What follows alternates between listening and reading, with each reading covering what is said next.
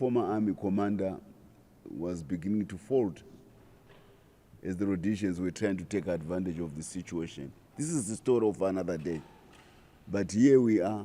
He becomes, again, the main architect of most of the reforms of the First Republic. He was behind the big fight to restore our land. He was behind the option of bringing in the Chinese as a local sort of capital. And I was deployed at his ages. Of course, the President Mugabe was the ultimate appointee. I was deployed to China to carry out the Look East policy with him. So I worked with him. I'm talking about things I know, which I did. We reformed the tobacco farming system from auction to contract to allow the new beneficiaries of the land reform to have access to capital through a direct relationship with the merchant, bypassing a financial system which had benefited whites, which was refusing to fund the new farmers who had been benefiting from the land reform. Now, from 2006 to 2018, tobacco was the single most important foreign currency earner for Zimbabwe. The economy would rise up to September when the auction flows, and it would swoon from September until the next season. This is the crucial importance of tobacco, which farming, contract farming, which saved the land reform. If there had not been tobacco contract farming, the land reform would have been a commercial flop. I worked on the reforms to change the agricultural system from auction to contract with President E.D. Mnangagwa. I was in China, he was here at home, and the reforms were carried out to do the contract tobacco farming. Why am I saying it? Because I talked to you about our capacity to earn US dollars. So here's one of the crops which is earning the US dollars, tobacco. But King Tobacco fell to Emperor Gold in 2018. Again, it was President Mnangagwa who ascended mentally to the resolution of the war veterans of 2013. I was the chairman, so I know what I'm talking about at Mutsvangwa. We said, why does the government of Zimbabwe stop young people from digging gold? When the Mtapa Kingdom, which stretched from the Indian Ocean to the Atlantic, you know Mtapa, there were Mtapas in Angola. You go there, you find great Zimbabwe ruins, which you find on the Zimbabwean plateau. They are there in southern Angola. We were there, ruling the whole Zambezi basin all the way, and the Portuguese actually signed a treaty with the Monomtapa recognizing his empire when they came to Africa. So gold is in the vein of the Zimbabwe people. It is in our DNA, mining gold. But somehow this First Republic had lost sight of the ball. And when I went into cabinet in 2016, he supported me to allow young people to dig gold. And for the first time, Gondo Harisha yarakatanga kutandanisa vana kuchera gold. And today, we have this beautiful golden beauty of nearly 20 to 30 tons coming from the SMEs, young people digging gold. Yes, it's a fledgling industry. It has still many challenges like all fledgling industry. We can work upon it to raise the qualitative aspect in mining, but you can't doubt the quantitative dimension which it has. Without SME gold, no ZIG, period. ZIG is not the product of suited young people who are in Samora Machel Avenue wearing suits in those lofty offices of theirs, you know, who arbitrage gold and ZIG, ZIG and US dollar. No, they are not the ones who are the backbone of ZIG. The ZIG's backbone is the young people who dig gold, of course, with the other commercial players, but also the tobacco farmers. And As we go along, there is the added beauty of more minerals coming into play. Lithium has come in, and lately, in the last 4 or 5 months, steel has kicked in. Now, everybody is hungry at a time, and your body begins to lose the energy to sustain you. Then you look for food, whether breakfast or lunch or dinner. Food is very important for the human body. Now, think differently. You are a country. Which is the most important commodity to a country? Steel. All the billionaires of the world, from the Industrial Revolution onwards, they are in the steel industry. The J.P. Morgans from America, the Carnegies from America, they are all steel magnates. They are still the Krupps and Thyssen's in Germany, they are all steel magnates. Steel is to nations what food is to human beings. So we had a steel industry. It was in his hometown, Kweku. It was the victim of geopolitical assault by those who did not want to have Zimbabwe to continue to have steel because it must succumb to sanctions. Because steel is the spine, it is the spine of a country. And for more than a decade, President Mnangagwa assiduously worked to court the best possible steel magnate, private, in the world to come to Zimbabwe. And presto, we have the beautiful news that Manize started producing 4 or 5 months ago, starting with billets. Now it is doing, starting with pig iron, now it is doing billets. And come this coming season, the first season, it will be rebar. The whole building here is done, supported by rebar steel. All the bridges are supported by rebar. This is where Zimbabwe is. That means yanking off an import bill of $400 million, if not more, has been yanked off. I'm saying this because the last Thursday and Friday, President Mnangagwa, among his many peripatetic movements across the country, ndogara nchitaura kuti ruoko rwawo rwaane mhoni nechigero chekukata maprojects makuru ari kuchinja nyika ino. Ndautoti president nofunga dai vatoisirwa hameno kuti chigero chinokata automatic because zvakawandira from good project to another good project. And this time he was guest of honor at the Zimbabwe Steel Association in Kwekwe. You know that Kwekwe is the home of modern Zimbabwe steel, not steel. Steel has always been the backbone of the Mutapa economy, gold and steel. That's why our blades in the 19th century, they were better than those produced in England, our steel blades. We're masters at steel. That's why we sustained Africa's longest empire for more than 8 centuries, the Mutapa Empire, because steel made us be productive and be more organized. So don't think steel comes with colonialism. No, because this is usually the fault of our warped history by young people who think that only Europe brought things to Zimbabwe. Steel was always ours. But modern steel starts in Kwekwe. And it was befitting homage that we had this Steel Association conference in Kwekwe. And as the highlight of the occasion, President Mnangagwa invited the chairman of Stinson Disco, which is the Tsingshan subsidiary in Manize, 150 kilometers away from here, to come and address the historical, the legacy steel merchants from Zisco, to say we are now going to give you a better quality product in huge quantities, virgin steel. We are now going to give it to you so that Muneita Mashura, as workers in the steel industry, as artisans in the steel industry, and as businessmen in the steel industry.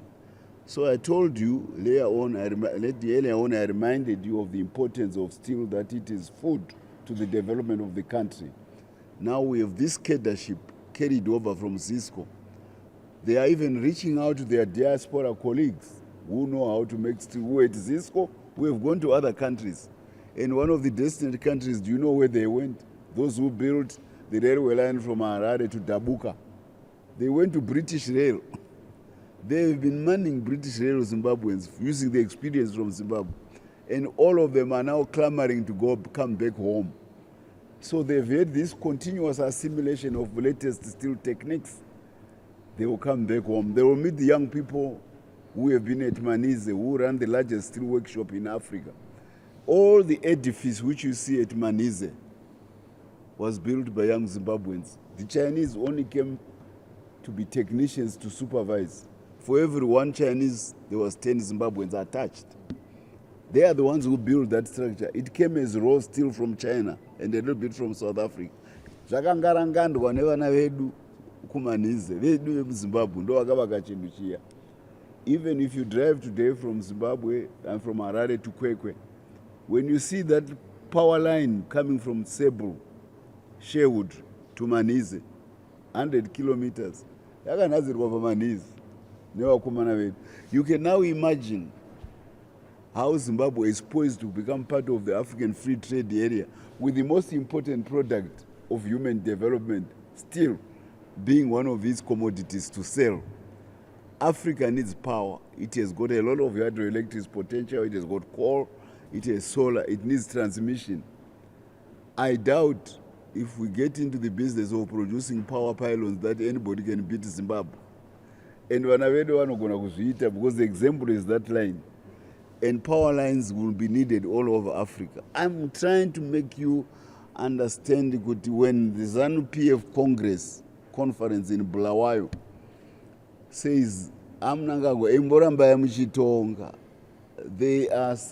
they are assessing the performance of a doer, an intelligent man who always finds innovative solutions based on the creative genius of the Zimbabwe people, and delivers those solutions for Zimbabwe people to free themselves from poverty and become part of the human progress. This is why there is a clamor by ZANU-PF, the organs, all of them in the party, as well as the provinces, to say, President Wongu Constitution in 2028, Wongu, imi munoti ndiri makanyora constitution, we want to end up in 2028. But there was a provision in the constitution that if the membership can convince the electorate in 2028 kuti president ngavaenderere mberi, we will be presenting you with the decision of the electorate to say muramba here kuramba muchitonga iyo electorate iende iti mutonge. It's not about the president demanding that he extends his term in 2028. No. That's why he says a constitution, he says, it's not my job, I'm done. And he repeats it all the time. But it doesn't take away the prerogative of the electorate under the provision of the constitution to say that we want more of you because you have been doing wonders in terms of the development of Zimbabwe. You understand? He is a passive player, I repeat. He is not the one who demands a third term. The constitution does not allow it. But the constitution allows the electorate organized by a party like ZANU-PF, which is enthusiastic about its leader, to revisit and give him, and I want him a third term. The onus is on the people through a referendum. It has nothing to do with the wishes of the president, who is fully compliant with the constitution as it stands. And there's no quarrel with the current constitution. He wrote it. He has done well. All these things I'm talking about, progress in the mining sector, the use of Pumvudza and all these, he has done well to merit that kind of accolade from the population. But it's not for him to demand a third term. So we begin also to answer those who clamor for succession in ZANU-PF. Tichangobva kuma-elections in 2023, where he won resoundingly. Can you imagine a boardroom where somebody has been appointed CEO by the board, and then immediately is told that your successor is this one? Chisenza Emuri too. Is it possible to run a company along those lines, where a CEO has been immediately seconded with a successor?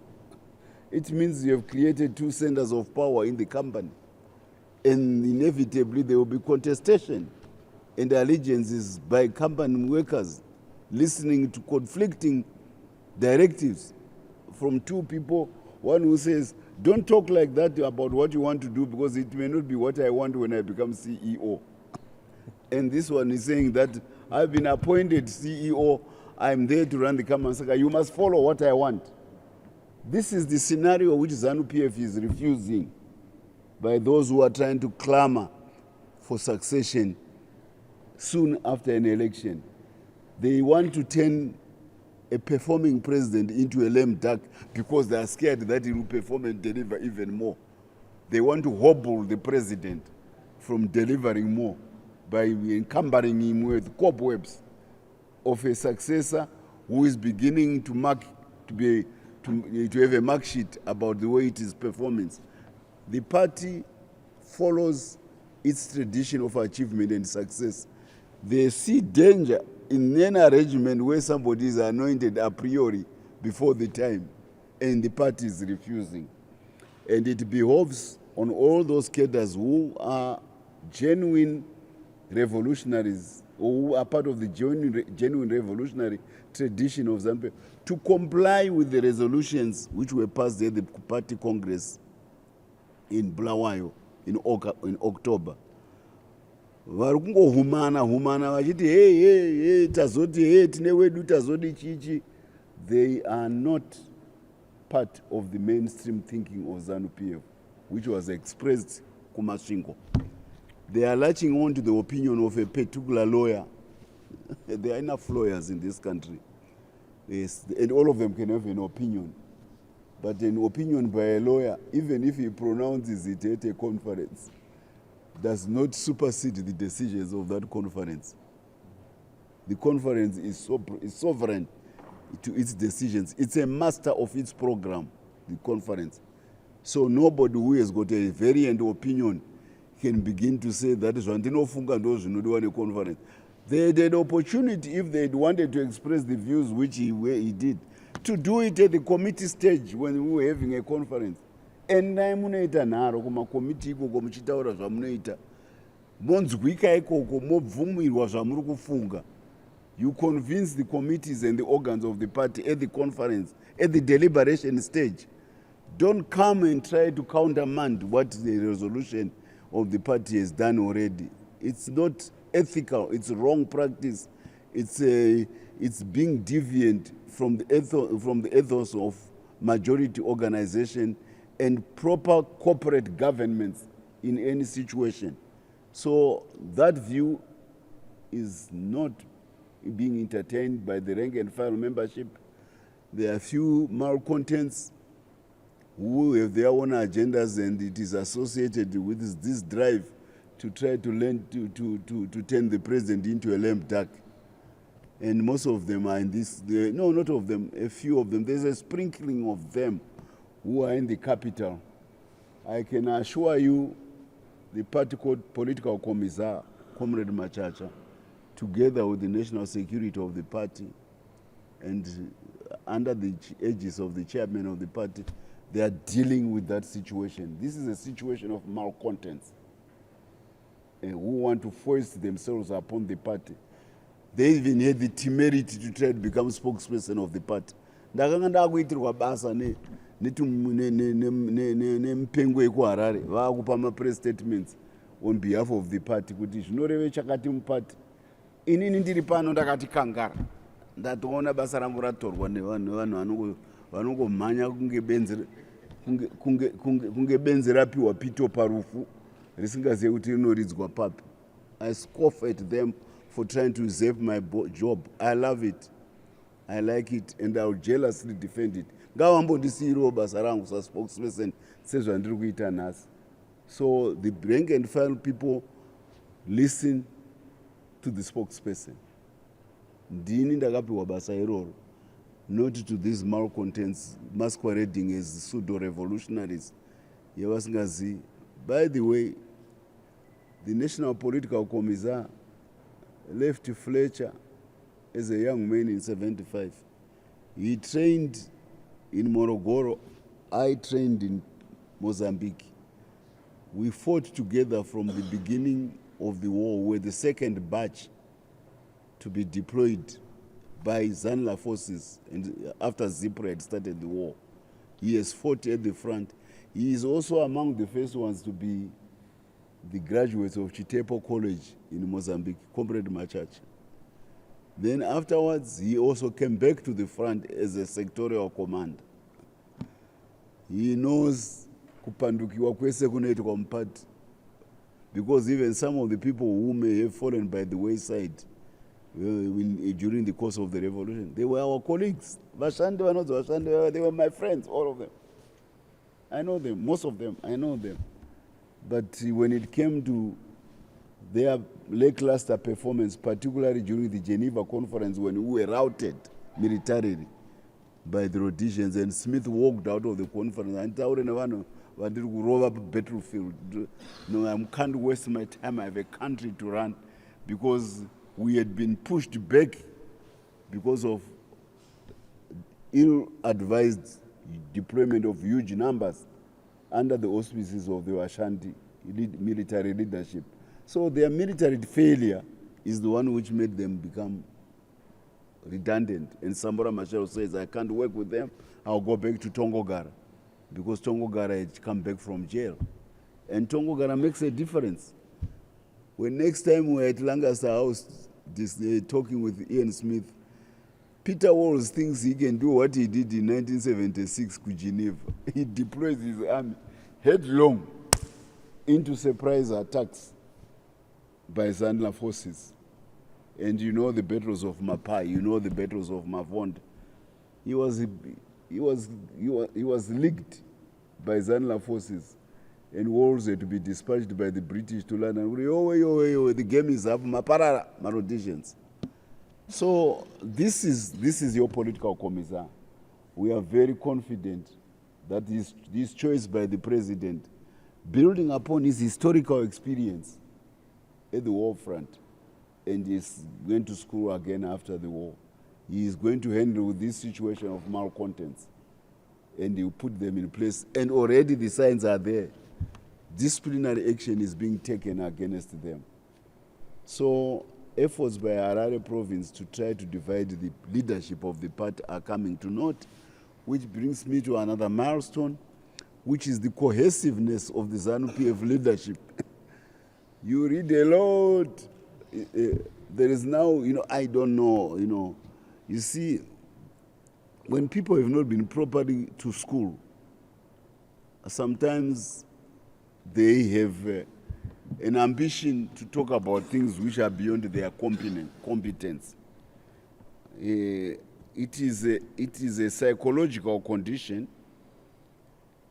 I'm trying to read, I'll give you the psychological condition where an uninformed person tries to master complicated things which are beyond his capacity.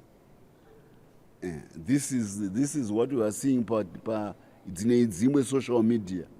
People who can't even spell their names properly, they are broadcasting. Broadcasting. They can't even kumtaurira kuti zita rako perengera izvozvi anototadza kana kuperengera. Is hardly literate. But because of the advent of social media, everybody has become a broadcaster. Nezvimbwa mupengo zvatove mabroadcaster. Your way. Muda kudivide party yedu.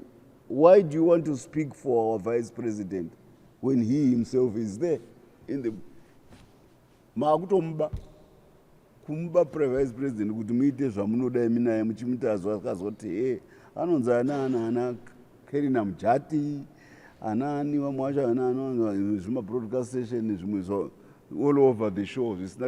Nobody follows them except kutaura vachiita mahongera. Even my press conference today was being interpreted in apocalyptic terms. Hanziri kuenda kunotaura zvimwe zvikuru zvakazoti chiine ZANU-PF nechii. Handisini muridzi wepata anouya kuzotaura zvinhu zvakadai. Ndamunangaku. ini ndine mvumo yekutaura zvatiri kuita zvatiri kutaura pano izvi zvekuti pati yavo iri kusedza sei, amunangagwa vari kusei, ikonomi iri kufamba sei. ndo basa no mandate yangu. So by the same token, I advise you not to listen to those idiots vari kuteerera paya paya. They are hallucinating, because they may wish kuti dai chakati chaitika, therefore I wish it, therefore it is, therefore it is happened. Hakuna zvakadaro. ZANU-PF, the party is united, the Politburo is working for the things which I have talked to you about, and it is delivering the prosperity which the people of Zimbabwe do want. I have another list of milestones. I had to put them in context, which I would like to. I talked about the steel, I talked about the power generation, which we now have. And the good news is, with the rains coming up into the north, more and more Kariba power will be generated. But the advent of a steel industry and its demand for power has made it now viable for private companies to start looking at investing in steel production, in power production. So the glorious occasion of the president of Zimbabwe in Hwange last week, commissioning an $800 million power station built without a cent from the exchequer. It's built by what is called risk money. Our investor akafoira imhosva yake, hakuna chikwereti chichadzoka kwamuri kunzi endai muzopeya vana vemuzimbabwe because ndakafeira kuvaka power station isina kuzosenza. This is risk capital. It is the same with Manize. I contrast because I was at the Steel Association conference with the president, where he invited the chairman of Tsingshan to come and address Zimbabwean steel players. He was special guest of the president. If Manize plant fails, hakuna recourse to the exchequer of the Zimbabwe government. It is at the risk of the investor. This is something which you need to take seriously. Could now the economy of Zimbabwe is beginning to be driven by risk capital, which says, amunangagwa vari kugona in open for business. I can put my money, and over a certain period of time, I will reap profit, which is the price of money. The price of money. In Finance 101, the price of money is called the profit. So Mnangagwa have made the profitability of Zimbabwean investments so lucrative to some of the best investors in the world. And they are bringing money at risk, their own money. So this is another milestone in the development of this country. I have nothing against Mutuli Ngube championing, debt reschedule with the African Development Bank. It's a good thing to have more resources to bring into our country. Maybe the ADB can, I don't know how it can divest itself after the American sanctions, because by law it is not allowed to help Zimbabwe, even if they talk successfully. So I tend to see a difference between what the bureaucrats, our technocrats are doing, and the reality of American congressional politics. I don't know, it may be. So Mnangagwa has not packed the economy of this country like Mugabe did, where Chinamasa spent 10 years negotiating the World Bank and ADB, because ADB is part of the World Bank system. In the meantime, the economy is packed, hoping, there's an Irish player, playwright, Simon Beckett. He says, waiting for Godot, which basically was waiting for God. You can wait for God. And hoping that things. Mnangagwa does not do that. He goes another way, which is to attract risk capital.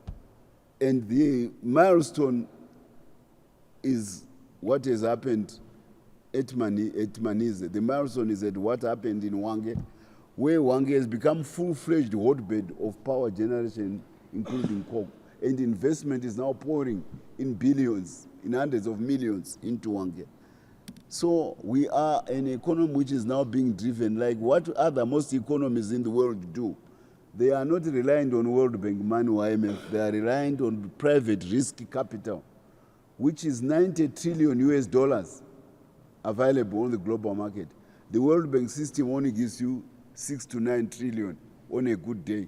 So amzinangago vanoziva kwekuenda kunotsvaga mari. Kana uda kuenda kunotsvaga majiri, rega kuenda kuteedza sango rese, enda kune jiri kune mizhanji. Ndokwaunoya nemazhanji. Haikona kana kuti ongogara uchiti zvichauya pano. So this is another milestone of the president notching up the admiration and support and commitment of private risk capital to come and drive the Zimbabwean economy. This is a good thing. And we had another diplomatic coup in 2024. For years, the West, which feels that it has got a REIT, a post-colonial REIT over African institutions, they had said Zimbabwe to know Iburitsa Musadak. You remember we're being trundled into the Sadak tribunal court. Tichitongwa nedare isusu mambo akutongwa nedare raakaronga iye dare rake raakutonga mambo. We pulled out of Sadak because it was being abused. But there is a turn of events. 2024, Zimbabwe is chairman of SADC. The regional group has come of age. It has fended off international interference into its affairs. So this is a big achievement. Mese Murima chairman, a president. Vakanditaura kuti pandoita press conference vega vega taurira reporters kuti mese muri chairman eSADC wasn't there wow. Chavainacho ndechenyu. This is a singular achievement by Zimbabwe kuita chairman in face of concerted resistance by the West who did not want our president to become chairman. Vakamuvhira achiri muhondo vachimuvhima vakamutadza, vakamuenda mujeri vakamuvhima vakamutadza, vakamuvhima comrade zvakare kuMozambique vakamutadza, vakamuti haafaniri kutonga muZimbabwe vakatadza. 2017 akazopedzisira pachigara ipapo zvakanzi apagare pachigara ipapo tinotomubvisa chete Mnangagwa. Nhasi vakati kangara varipo pachigaro ipapo. Rambai muripo chef. Zimbabwe inokudai, vanhu veZANU-PF vanokudai, rambai muri pachigaro chenyu. So the SADC chairman is one of the other milestones which we marked this year. And the party, of course, you saw the organization, the unit of the party at the party conference. It's a big success. Tarisai on the political landscape. Watch the political landscape. Look for any activity with all those other parties. Not of what you are blind. You can't see any activity. Cannot you have been blinded by the light? No, you have not been blinded by the light. They have simply ceased to exist in an organizational format. You hear occasional statements from them as individuals, as solo players. You know, music is best done when it is an orchestra. Yes, there may be individual talented musicians playing one instrument, but it's very difficult to achieve my hits, my popular songs. Anobuda pa hit parade with one person playing the instrument. It's better it is a group or an orchestra. Kwedu, the orchestra is churning out lucid tunes about where Zimbabwe should go. There's deafening silence from the opposition. So the milestone is basically that ZANU-PF reigns supreme on the political stage. And it is reigning supreme because of the absence of any contestation. And remember, we like democracy. They are legitimately allowed to organize. Kukoniwa kwao haisi moso ya ZANU-PF. And harisi basa redu kuti vaende kundodzidzisa kuti vangaite politics. We are not in the business of propping up our opposition. Even if we have got all the competencies within our party, we can't create or sustain our position. So the unit of the party from grassroots, musangano kumasero uriko, ma-organs ese ariko, izozvi they are busy working to implement the slogan 2030 on the ground. Imi muri panapa muchiteerera hangu inini, so kuzasi uku ma-party chairman, ma-party structures ari kutenderera nyika yese achitaura kuti takati amunangaga 2030 ndo resolution yenyu. This is, and they are also along the way working to convince the electorate, because they have to convince the, it doesn't come from ZANU-PF, the decision here 2030 kuti president vazodzoka, it has to come from the electorate ku referendum. So we are busy working with the people on the ground to make sure that this is a party which is united, which is cohesive. So 2024 ZANU-PF comes solid in the work of discharging its mission for the Zimbabwe people, for the Zimbabwe revolution. That's here, director. You know, I try to rely on memory. Nasa and I could just among, and of course our diplomacy. I told you about SADC. Our relations with all our neighbors are very good. South Africa, they went through an election. We are happy with the outcome. Our relations in South Africa are very solid. We are even now looking at cooperation in the steel sector, because our steel sector is more advanced than theirs. Yeah, I was told on good record by somebody who comes from a steel producing country, which is the best in the world, and from the foremost cradle of German steel industry in Dortmund. He's an old comrade from the war, a German guy who is also a friend of the president. So he still comes back, but he still comes back. He's old now, retired. He visited Masnise steel plant. So you can see nothing in Europe compares to what Zimbabwe has done in Pamanise. The horizontal integration of the steel plant and the vertical integration of the steel plant. And absolutely no emissions. The steam and the smoke is captured to produce a 70 megawatt power station in place.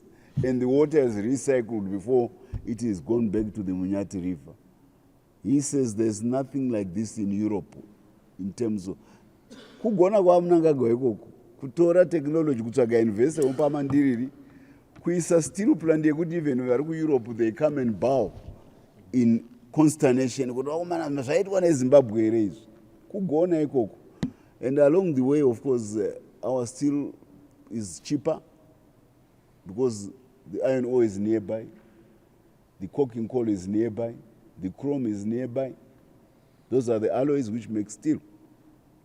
So there is, in South Africa, an excitement by the South African steel sector, those who are in the downstream industry. Kutakunotora steel yemandirire pamusoro, ours is virgin high quality steel, which they may not be getting at home. And the prices at home are higher than ours.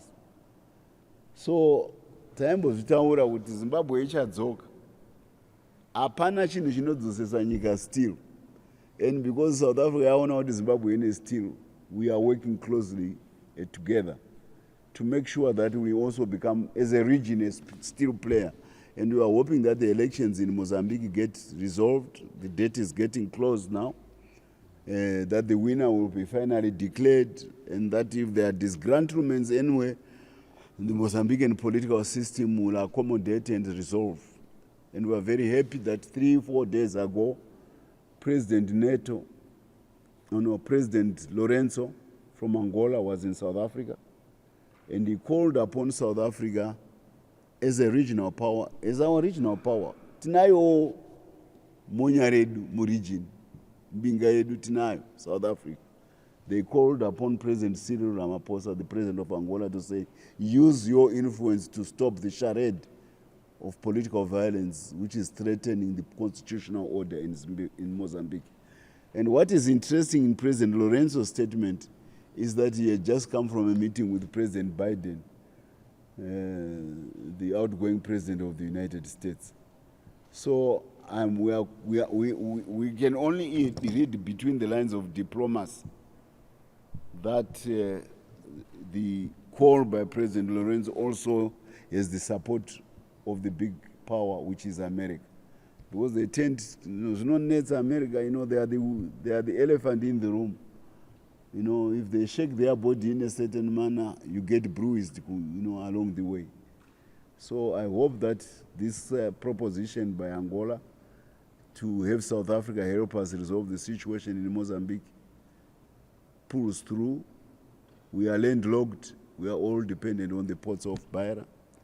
So this is yet another aspect of his diplomacy, where he is being called in all sorts of conferences, our president, by respected peers from across the globe. And his star keeps rising. President Mutsvangwa is a good statesman, he's a rare caliber statesman. He knows what he's doing. And Zimbabwe is now under the control, under the helmsman of a leader who is visionary, who is intellectually well ahead of his peers, who is unequaled at present on the national stage. So ZANU-PF is right. There's a slogan: if it ain't broke, don't fix it. On that good note, there's nothing to fix. And he has had a bumper year of achievements, and we are happy with that. Through him, on his behalf, we convey a happy coming Christmas to you, the best of the New Year holidays, and come 2025, more of the development dividend, which our president has become legendary associated with. And we call upon the Zimbabwe people to unite behind him to make sure that we continue to notch up deliveries in our economy. We must poise our country to become a player in the Africa Free Trade area, and with steel as one of our main products, we are assured of a prominent role in the African Free Trade area. And that befits going back to the future of a country which ruled an empire from the Atlantic to the Indian Ocean at its heyday with the Wanamatapas. I thank you. Are there any questions? And we entertain any questions in any direction. Atina chatino nyanyo vunduka edu kupindu.